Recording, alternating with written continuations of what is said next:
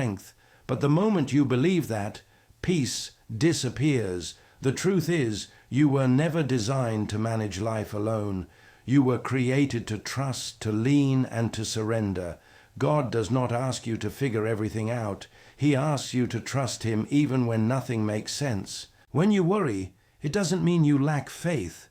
It means you are human. But staying in worry means you forget who God is. The same God who formed the universe with a word is the one watching over your life. The same God who opened seas, provided in deserts, and turned impossible situations into testimonies is working behind the scenes for you right now.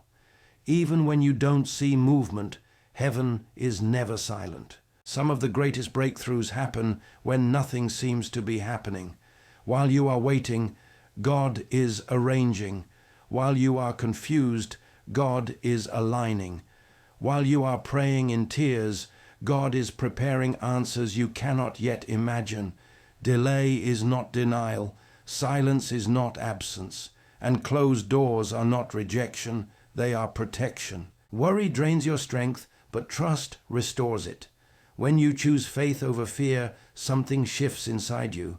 Your heart becomes lighter, your mind becomes clearer, your spirit becomes stronger. Trusting God does not mean everything will be easy, but it does mean you will never face anything alone. He goes before you, He stands beside you, and He guards what is behind you. Think about how many times you worried in the past, about things that eventually worked out, situations you thought would break you, but somehow you survived, moments you thought were the end, but they became turning points. If God carried you through then, He will carry you through now. He has not changed. His power has not weakened. His promises have not expired. Let go of the need to control everything. Control creates anxiety, but surrender creates peace. When you place your burdens in God's hands, you are not giving up. You are handing them to someone stronger, someone wiser, someone who sees the full picture when you only see a piece of it. Today, choose to release what you cannot control and trust the one who controls all things. Stop worrying about tomorrow. God is already there. Stop stressing about outcomes. God already knows the ending. Stop fearing what could happen. God is greater than anything that ever could. Take a deep breath. Calm your heart. Rest your mind. God is in control, and He has never failed. Worry is the language of a heart that believes it is alone. The first and most important truth you must understand is this: when you worry, you are not just feeling anxious. You are carrying a burden you were never designed to carry. Control was never meant to sit on your shoulders. From the beginning, God made it clear that He would be the one to lead, protect, provide, and direct. Yet worry creeps in when we forget who is truly in charge, and we start acting as if everything depends on us. Worry often disguises itself as responsibility. You tell yourself, if I don't think about this constantly, everything will fall apart. But that is not responsibility. That is fear pretending to be wisdom. Responsibility does what it can and then rests. Worry does what it cannot and refuses to rest.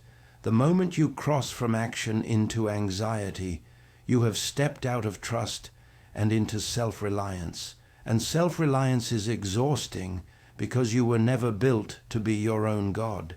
When God says He is in control, He does not mean He is passively watching from a distance. He means He is actively governing what you cannot see. He is arranging outcomes, closing doors, opening paths, delaying things for protection, and accelerating things at the right time. Worry blinds you to this truth. It narrows your vision until all you can see is the problem in front of you, not the hand of God around you. Think about how much mental energy worry consumes. It replays conversations that already happened. It imagines disasters that have not occurred. It steals today's peace by dragging tomorrow's uncertainty into the present moment. Yet none of that mental noise changes the outcome. Not once has worry added a solution, extended a blessing, or prevented a problem. All it does is drain strength that God intended you to use for faith, obedience, and endurance. Surrendering control does not mean doing nothing. It means doing what God has asked you to do and releasing the rest into His hands. It means praying instead of panicking. It means trusting even when clarity has not arrived yet. It means saying, God, I don't understand this situation, but I trust your character. That kind of surrender is not weakness. It is spiritual maturity. Worry loses its grip when you fully surrender control to God, and surrender is not weakness. It is the highest form of spiritual strength. Many people say they trust God, but their hearts are still clenched tightly around fear. They pray, but they also panic. They worship, but they still rehearse worst-case scenarios in their minds. Real surrender begins when you stop trying to manage outcomes and start believing that God is already ahead of you. Control is an illusion that feeds anxiety, but surrender brings peace that defies logic. When you release control, you are not giving up. You are stepping into divine order. God was never meant to be your assistant. He is meant to be your leader. When you try to control everything, you unknowingly place yourself above Him, deciding what should happen, when it should happen, and how it should happen. That is where frustration grows. But when you surrender, you allow God to operate with wisdom you cannot see and timing you cannot calculate. Some delays are not denials, they are divine protection. Some closed doors are not rejection, they are redirection. Worry fades when you realize that God sees the entire picture, not just the piece that is stressing you today. Surrender requires humility. It means admitting that you do not know everything, that you cannot foresee every outcome, and that your strength has limits. This is not failure, it is freedom. The moment you say, God, I trust you more than my understanding. When you truly understand that God is in control, your response to life begins to change from panic to purpose.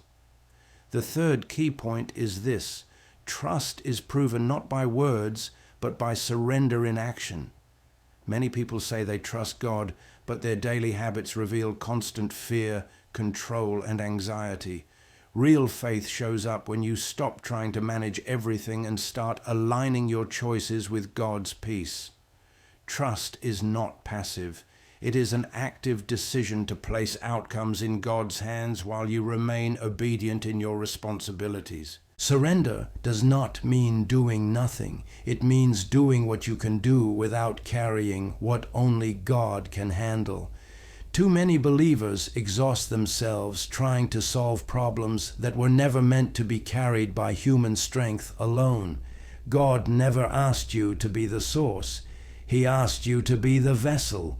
When you surrender control, you make room for divine intervention. As long as your hands are clenched with fear, they cannot receive what God is trying to place in them. One of the greatest enemies of surrender is the need to understand everything before trusting. But faith does not require full explanation. It requires full dependence. God often works in ways that do not make sense to the natural mind. He closes doors you were praying would open. He delays answers you were expecting immediately. He allows pressure that stretches your faith. Yet all of this is part of His control, not evidence of His absence. When you surrender, you stop demanding clarity and start walking in obedience.